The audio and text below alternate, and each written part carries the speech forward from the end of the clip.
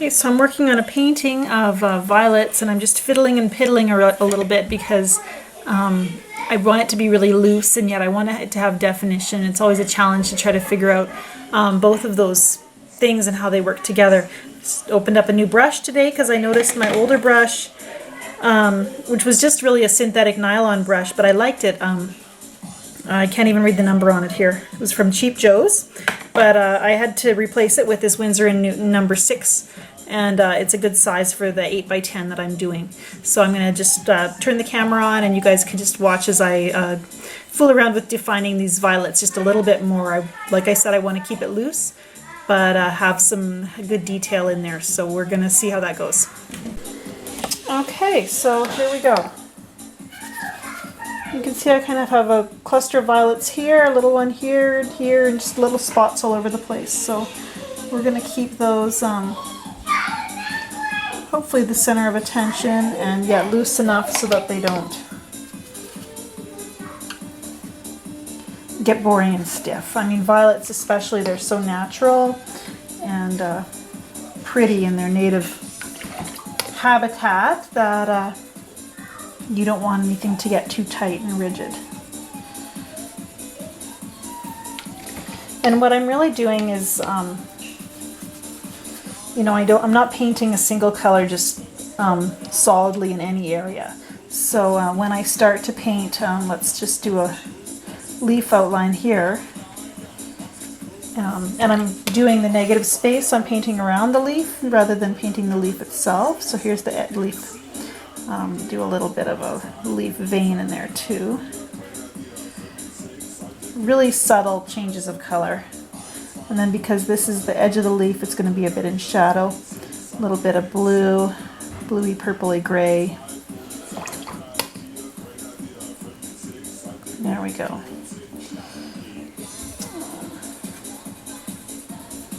So my focus really needs to be the violets. So let's take a look and see what needs to be done next. I kind of want to do something over here, have the violet shapes moving off a little bit similar to what I've got here. So let's go over there and see what we can find. In these washes that are so modeled, I'm looking for petal shapes, and the violet has about 5 different petals that you have to find. Kind of 2 on the top and 3 on the bottom, and I've been studying them because I've been painting. This is actually the second violet painting I've done in the last week or so. I did one and I was so happy with it, and yet had so many more ideas for the next one that I just had to keep painting violets. And that's what creativity does. It feeds upon itself.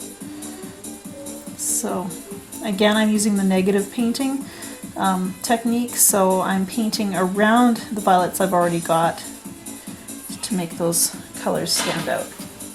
And I'm using a mix of cobalt, just different variations of cobalt blue. I've got a violet hue and my crimson, and all of those colors in different mixtures make the shades of color in my violets. Every now and then I'll throw in a little ultramarine, which is a lot like cobalt blue. It just tends to granulate a bit more, dry and kind of a grainy way, which I kind of like for something that's going to be really wet and washy. I always keep paper towel nearby to blot my brush. So I'm just going to keep looking for those petals. They really do kind of suggest themselves as you're looking at an area where I've already laid down a wash that's dried.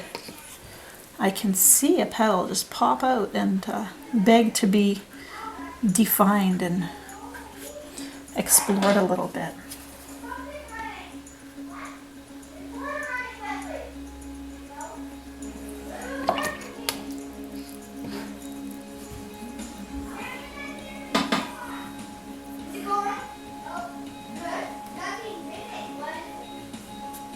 And I need some more brilliant blue, so I'll just add a little ultramarine. And when you've got a lot of water going, a nice wet area, it's a lot of fun to just dot in some pure pigment and let it run and see where it goes and what it wants to do. And you can really get lost in the details. And before you know it, you end up with something that's way overworked, or if you're just having fun like me, which is my goal for my paintings these days, is just to really enjoy myself and to explore the ideas that I have. So if that's your goal, then you can piddle around as much as you like and just play. I find too there's a lot of blue and violets. When I was looking at my reference photo, I really saw just a ton of hints of blue here and there. A little bit of reddish purple, and all those colors just can be explored and defined.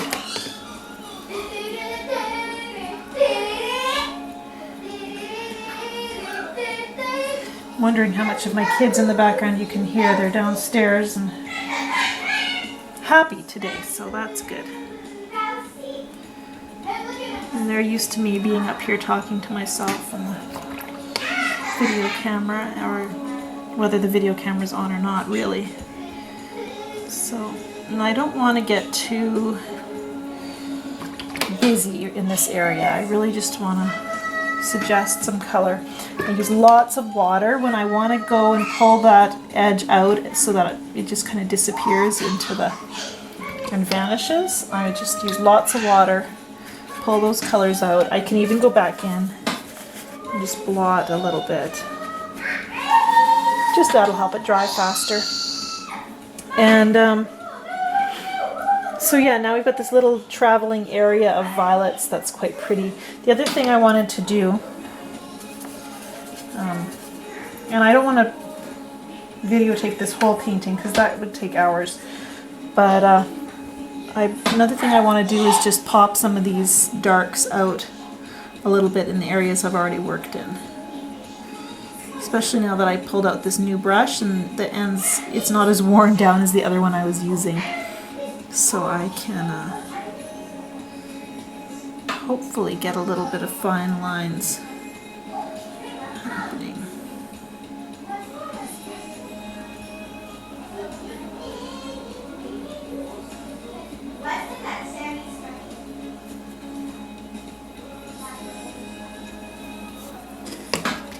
Generally, I'll take a really dark color like this, put it where I want it to go, and then with a clean, damp brush, soften out and pull out the edges of the color.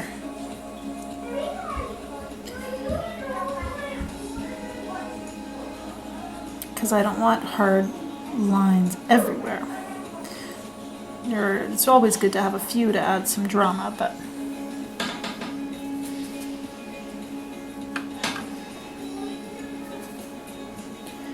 yeah, I just mixed a little more crimson into my dark navy color here so that I can have a little bit of variety even in my shadow areas.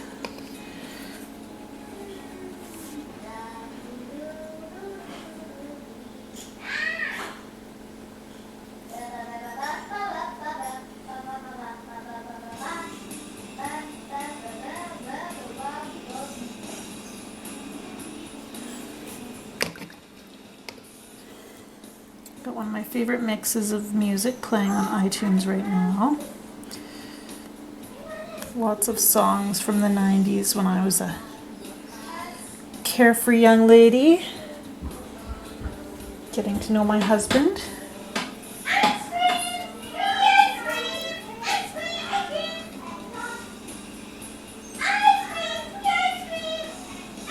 I find it ironic that all the music that I loved when we were dating is music that he just hates now.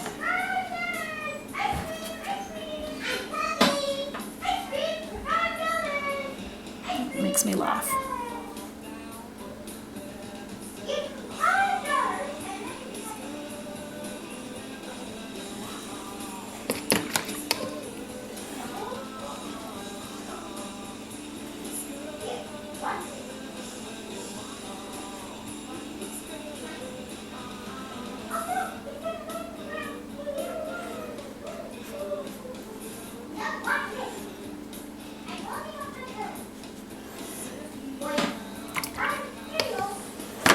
Okay.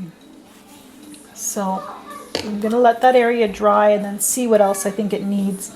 Sometimes it just takes a good step back and then a little bit of time to figure out if a piece of artwork is done or not. Another thing my violets have in my photo is a little bit of yellow in the center.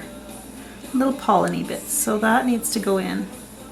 And because when you're painting loose like this, it's hard to leave whites.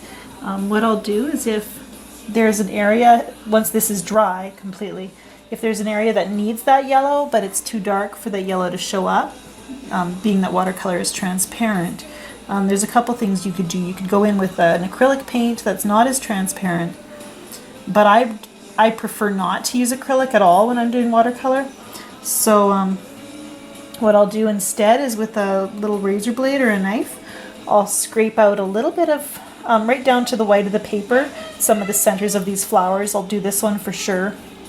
And once I get that white back, then I can go in with my yellow and it'll just pop. So, and actually I can show you because I did that with this painting here.